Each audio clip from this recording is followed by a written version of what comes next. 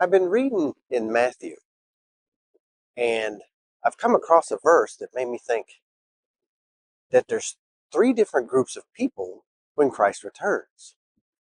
I thought there was only two. So let's take a look at Matthew 7. Let's see what it says. Here we go. Let's start by just identifying the two groups that we know of. There, and I wrote some notes down. So if I refer to my notes, forgive me. There are the righteous or the saints. And the word righteous is used 238 times in the Bible. Righteously 8, and righteousness 302. Those are the people of God. And then there's the wicked. The word wicked is used 344 times in the Bible. Wickedly 23, and wickedness 127. So we've got some good descriptions, and we know who these two groups of people are. When Christ returns, there's the ones who go hide in the rocks and ask the rocks to fall on.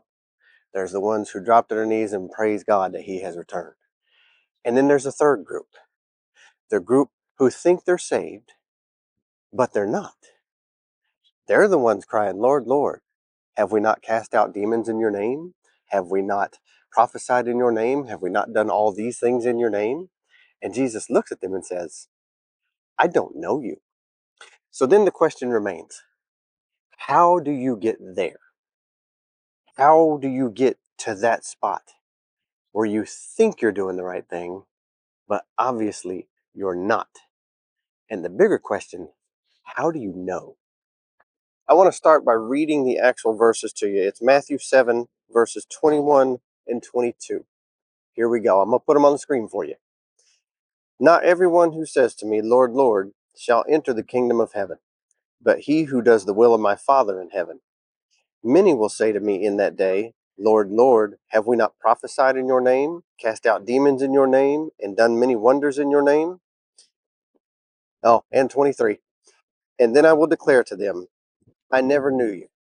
Depart from me, you who practice lawlessness.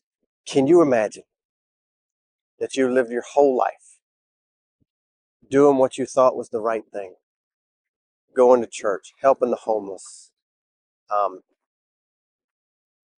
trying to do it right, to get to that point, just to find out that Jesus says, I don't know you. So the question is, how do we know? How do we know at that point? I believe the first clue is in the words of the people who are saying these things to Jesus. Let's look at it. They're saying, haven't we done this? Haven't we done this? Haven't we done that? We is just another form of I. It's selfish. It is faith by works. They think they can work their way to heaven. Maybe they went to church out of ritual because that's what they were taught. Maybe they went to church for business. Maybe they went to church to be seen. Whatever they did it for themselves and for the wrong reason. Now, not to say that the works weren't good, but works don't get us to heaven. You have to understand the difference between works and faith. You're still going to do works, but where do the works come from? Why do you do them? Do you do them to satisfy whatever desire is inside you? Or do you do them because of who is inside you? And it's an outward pouring of what you have received. That's the difference. So the question remains, how do we know? How do I know that I'm on the right path? How do I know that what I'm doing is true? How do I know what I'm feeling is true? How do I know that when I get there, Jesus won't look at me and say, I don't know you? The Bible verse I got on my Bible app today, I'm going to read it to you. Put it on the screen. Matthew 16, verse 24. Then Jesus said to his disciples, if anyone desires to come after me, let him deny himself and take up his cross and follow me. So those are the steps we have to follow to get there. We have to deny ourselves, the, the aspirations that we have, the things that I want. Catch that word I? It's not about me anymore. I have fully given myself to the will of God. It's what He wants.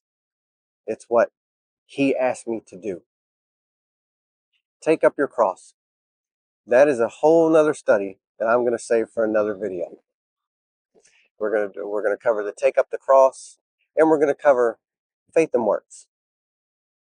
But the next is the last step is follow Him. What does that even mean? I listened to a gentleman today who explained that in terms that I think all of us in today's age can understand. We follow people on Instagram. We follow people on Facebook. We follow our favorite bands.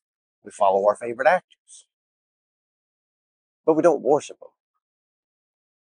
The gentleman I watched termed it as, are you a fan? Or are you a follower?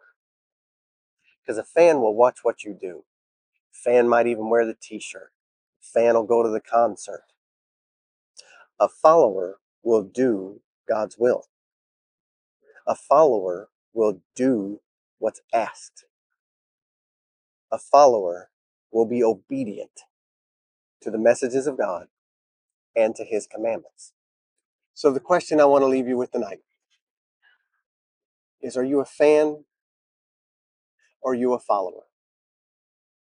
Because the example's being given. I know when we started this video, we were talking about 3 groups of people, but we all knew there was really 2. And the example was given at the cross. On one side, you had a person there who saw Jesus and repented and was saved. And you saw the other who mocked Jesus. And I think we know what's going to happen to him. Don't fool yourself into thinking that I have time. Christ isn't coming tomorrow. Well, one, we don't know when He's coming. But the biggest problem is you don't know when you're going. We're not promised tomorrow. You need to get ready now. Are you a fan or a follower? As for me and my house, we serve the Lord. I'll see you next Friday.